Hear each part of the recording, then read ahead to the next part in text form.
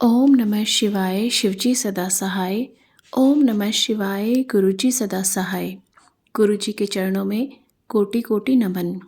जय गुरुजी संगत जी। स्वागत है आप सभी का आपके channel fragrance of Guruji channel पर। मैं हूं आपके साथ मनीषा। चलिए संगत जी शुरू करते हैं अध्याय 38 का भाग 3।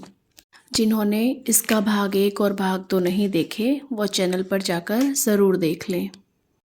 चलिए संगत जी शुरू करते हैं। 13 वर्ष के अंतराल के बाद गुरुजी के दर्शन। सेना से सेवानिवृत्त होकर 1998 में मैं अहमदाबाद में था। पिछले 13 वर्षों से गुरुजी के साथ कोई संपर्क नहीं रहा था। जून 1998 में मुझे अनिद्रा रोग ने घेर लिया। मेरी पत्नी ने परामर्श दिया कि गुरुजी को ढूंढकर मैं उनकी शरण में जाऊं। काफ़ी पूछताछ के बाद पता लगा कि गुरुजी चंडीगढ़ से जालंधर, जालंधर से पंचकुला और वहां से दिल्ली चले गए थे। मुझे उनका दिल्ली का पता मिल गया। हमारे पड़ोसी श्री कृत भाई भी गुरुजी से मिलने के लिए उत्सुक थे। अतः हम दोनों ने 10 जुलाई की राजधानी एक्सप्रेस में 2 बर्थ आरक्षित कर ली थी। 9 जुलाई को मैंने दिल्ली में गुरुजी के निवास पर हमारे आने का समाचार देने के लिए फ़ोन किया। फ़ोन का उत्तर देने वाले सज्जन ने पूछा कि क्या मैं अहमदाबाद से कर्नल चटर्जी बोल रहा हूँ। मेरे सहमत होने पर उन्होंने बताया कि आज गुरु पूर्णिमा के कारण गुरुजी पाठ में हैं, पर उन्होंने बताया था कि शाम को 7 बजे मैं अहमदाबाद से फ़ोन करूँगा। गुरुजी को मेरे आने के बारे में ज्ञान था और उन्होंने मुझे 11 जुलाई को शाम 6 बजे आने को कहा है। स्वाभाविक है कि कृत भाई अचंभे में थे। दिल्ली जाते हुए यह जानकर कि मैं सो नहीं पाऊंगा, मैंने अपने साथ इतिहास की एक मोटी पुस्तक रख ली थी। यह सोचकर गुरुजी तो अपने ही हैं, मैंने 3 बजे उनके पास जाने का निर्णय ले लिया। जब हम 4 बजे सुल्तानपुर पहुंचे तो एक अनोखी घटना घटी। हमें एम्पायर स्टेट नहीं मिल पाया। कुछ देर घूमने के पश्चात मुझे समस्या समझ में आ गई। गुरुजी ने हमें 6 बजे आने को कहा था और हम वहाँ 4 बजे ही पहुँच गए थे। मैंने कृत भाई को बताया कि मुझे समस्या पता लग गई है और अब उसका समाधान मिल जाएगा। मैं कार से उतरा और मैंने गुरुजी से प्रार्थना करी। जो हो गया सो घट गया, अब वह हमें अपने पास बुला ले। एकदम एक बालक दौड़ता हुआ आया और उसने पूछा कि हमारी कार कहीं जा नहीं रही है और हमें कहाँ जाना है। फिर उसने हमें एम्पायर स्टेट का मुख्य द्वार दिखाया। एकदम मुख्य मार्ग पर कैसे दिखाई नहीं दिया था। घर पहुंचने पर गुरुजी ने मेरा आलिंगन किया और बोले कि मैं इतने वर्षों के बाद उनके पास आया हूँ। 21 दिन से सोया नहीं हूँ, आज सोऊंगा और लंगर ग्रहण करके जाऊँ। लंगर के बाद हम अपने होटल में वापस आ गए और मैं वह इतिहास की पुस्तक पढ़ने लगा। शीघ्र ही मुझे लगा कि साथ वाले कमरे में कोई अगरबत्ती जला रहा है। थोड़ी ही देर में पूरे कमरे में एक अद्भुत सुगंध फैल गई और मुझे निद्रा आ गई। अगले दिन मैं फिर गुरुजी के पास आया और उनके पैर दबाते हुए मैंने कहा, गुरुजी, पहले आपके चारों ओर तीव्र सुगंध रहती थी, अब वह बिल्कुल ही हल्की है। गुरुजी बोले कि पिछले दिन जब वह मुझे सुलाने आए थे, क्या मैंने उसका आनंद नहीं लिया था। मेरा अनिद्रा का रोग समाप्त हो गया था। जय गुरुजी। उसके बाद नवंबर 1999 में जब मैं अहमदाबाद से उनसे मिलने दिल्ली आया था तो उन्होंने कहा कि मैं उनके पास आ जाऊं। सीमेंस में अपने साक्षात्कार से एक दिन पहले मैं गुरुजी से मिला और उनको इसका समाचार दिया। वह बोले कि मेरा चयन हो चुका है और उन्होंने मेरी आय भी बता दी। मुझे उतना ही प्राप्त हुआ। जय गुरुजी। लंगर और प्रसाद से चिकित्सा। 2006 में कुछ मास से मेरे दाहिने हाथ की अंगूठी वाली उंगली मुड़ नहीं रही थी। चिकित्सकों के अनुसार अस्थि रज्जु सूख गया था और उसका कोई उपचार संभव नहीं था। उन्होंने मुझे दर्दनाशक औषधियाँ लेने का परामर्श दिया। जब मैंने इस बारे में गुरुजी को बताया तो उन्होंने मुझे अपनी सब अंगूठियाँ उतारने को कहा। अगले दिन से उसमें वेदना समाप्त हो गई, पर बाएं हाथ की वही उंगली दर्द करने लगी। कुछ दिनों के पश्चात जब मैंने गुरुजी को बताया तो उन्होंने मुझे गर्म जल में उंगली डालने को कहा। यह सोचकर कि इससे उपचार नहीं हो पाएगा, मैंने उनसे पुनः निवेदन किया। उन्होंने मुझे लंगर खाने को कहा। 3 दिन लंगर खाने के बाद उस उंगली में कोई कष्ट नहीं बचा। जय गुरु जी। 2000 में एक दिन प्रातः उठने पर मुझे आभास हुआ कि मेरे बाएं हाथ में कोई अनुभूति नहीं है और मैं उसको हिला नहीं सकता था।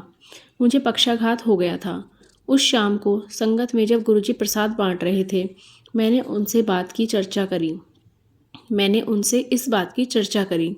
उन्होंने मुझे प्रसाद दिया और थोड़ा जोर से बोले कि मैं उसे बाहर जाकर खा लूं। प्रसाद ग्रहण करते ही मेरे हाथ में सिहरन हुई। उन्होंने मुझे पुनः प्रसाद दिया। मैंने वह भी खाया। अब मैं अपने हाथ की उंगलियां हिला सकता था। गुरुजी ने फिर से मुझे तीसरी बार प्रसाद दिया और उसे लेने के 15 मिनट उपरांत मेरा हाथ बिल्कुल पहले की भांति हिलने डुलने लगा। जय गुरु जी। बाल झड़ने का उपचार। मेरी पत्नी के सिर के बाल सामने से झड़ने लगे थे। हम 3 वर्ष तक उस गंजेपन को रोकने के सब प्रयास करते रहे जो विफल रहे थे। एलोवेरा के shampoo, arnica plus, Shahnaz Husain आदि आदि। जब मैं दिल्ली आया, मैंने गुरुजी को समस्या से अवगत कराया। सुनते ही वह बोले, बबली आंटी। फिर हवा में अपना हाथ हिलाया और कहा, हट गया, कुछ समय लगेगा। 1 सप्ताह में ही नए बाल आने लगे और शीघ्र ही उसका उपचार हो गया था। जय गुरु जी। 2003 में मुझे मूत्र रोग समस्याएं होने लगीं। अंत में चिकित्सकों ने पुरस्थ ग्रंथि की शल्य क्रिया का उपचार बताया। गुरुजी की संगत में मैंने मन ही मन उनसे प्रार्थना करी। तुरंत उन्होंने अपना दायां हाथ अपने सिर के ऊपर उठाया और एक मुद्रा बनाई। साथ ही अपने अंगूठे और तर्जनी को आपस में मला। मुझे लगा कि उन्होंने मेरे लिए कुछ किया था, परंतु मन में संशय था। मैंने मन में ही निवेदन किया कि यदि यह मेरे लिए है तो गुरुजी कृपया मेरी ओर देखिए। उन्होंने ऐसा ही किया और मुझे संतोष हो गया। अगले दिन ही मैं स्वस्थ था। जय गुरु जी। कोलकाता में वर्षा। अप्रैल 2007 के अंत में मुझे कोलकाता जाना था। लंगर के उपरांत मैं गुरुजी से आज्ञा लेकर मेरे प्रवास की अवधि में कोलकाता को वातानुकूल रखने के लिए विनती करना चाह रहा था, किंतु मेरे कुछ कहने से पूर्व वह मुझे डांटते हुए बोले, अपना काम छड़ मेरे कोल आ जा। मैं कुछ नहीं कह सका। बाद में उन्होंने गायत्री को बताया कि उन्होंने मेरे लिए कोलकाता में वर्षा भेजी है। शुक्रवार की शाम को जब मैं राजधानी एक्सप्रेस गाड़ी में चढ़ा और मैंने कोलकाता में अपने संबंधी को फ़ोन किया तो वह बोले कि वहाँ पर मूसलाधार वर्षा हो रही है। मैं कोलकाता 9 दिन रहा और उस अवधि में या तो बादल छाए रहे या वर्षा होती रही। दिल्ली वापस आने पर गुरुजी ने मुस्कुराकर मुझसे प्रश्न किया, कलकत्ते है मी सीगा? मैंने उत्तर दिया, आपने मेरे को इतनी ज़ोर से डांट दिया कि मैं आपको बोल नहीं पाया था, लेकिन आपने दया करके मेरी मन की बात सुन ली। वह बोले, जा ऐश कर। जय गुरु जी। दिव्य उपहार। एक बार चंडीगढ़ में एक महिला को, जो मुख्यमंत्री की घनिष्ठ संबंधी थी, गुरुजी ने अपना हाथ उठाकर एक कर्णफूल प्रकट करके दिया। उस महिला ने कहा कि वह एक बालिका क्या करेंगी। गुरुजी ने अपना हाथ पुनः उठाकर एक और प्रकट करके दिया। वह महिला फिर भी असंतुष्ट रही और बोली कि दोनों की बनावट में अंतर है। गुरुजी ने उत्तर दिया कि शिवजी ने जो देना था दे दिया, वह और कुछ नहीं कर सकते। जय। एक बार लंगर के उपरांत जब एम्पायर स्टेट में संगत में बहुत कम भक्त बचे थे, हम सब गुरुजी के आसपास बैठ गए। उन्होंने हरमिंदर सिंह सीमेंस के निर्देशक से पूछा, क्या उन्होंने मेरे संस्मरण सुने हैं? उनके नकारात्मक उत्तर पर मुझे अपने संस्मरण सुनाने को कहा गया। अचानक ही थोड़ी देर में गुरुजी की मुद्रा स्थिर होकर अति कठोर हो गई और मुख लाल हो गया। फिर एकदम उन्होंने अपना एक हाथ उठाया और उसमें एक डमरू जैसी वस्तु प्रकट हुई। उन्होंने वह मेनका गांधी के हाथ में दिया और स्वयं मूर्ति सदृश अचल होकर नमस्कार मुद्रा बना ली। कुछ समय पश्चात वह बोले, देखें शिवजी ने क्या दिया है।